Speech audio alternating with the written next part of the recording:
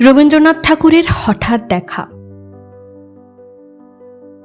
রেলগাড়ির কামরায় হঠাৎ দেখা, ভাবিনি সম্ভব হবে কোনোদিন।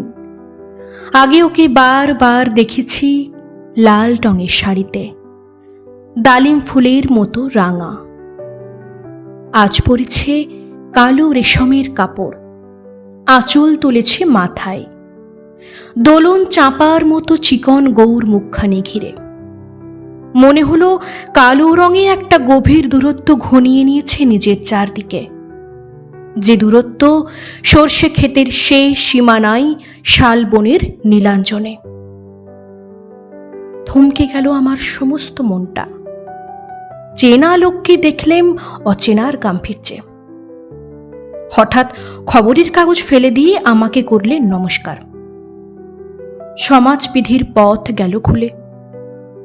আলাপ করলেম শুরু, কেমন আছো, কেমন চলছে সংসার ইত্যাদি।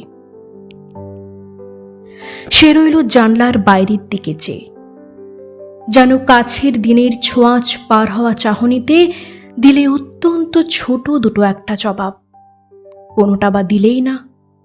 বুঝিয়ে দিলে হাতের অস্থিরতায় কেন এসব কথা, এর চেয়ে অনেক ভালো চুপ করে থাকা। আমি ছিলাম অন্য বেঞ্চিতে ওর সাথীদের সঙ্গে।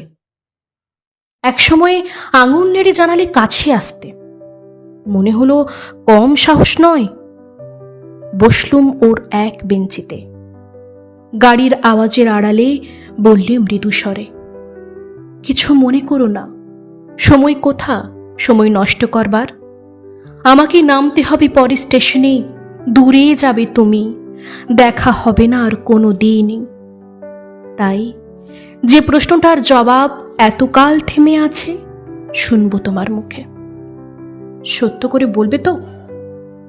আমি বললাম, বলবো।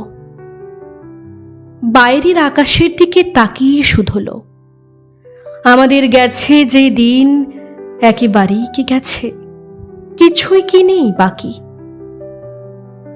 একটুকু রইলেম চুপ করে। তারপর বললেম, রাতের সব তারাই আছে দিনের আলোর গভীরে। খটকা লাগলো, কি জানি বানিয়ে বললাম নাকি। ও বললে, থাক, এখন যাও ওদিকে।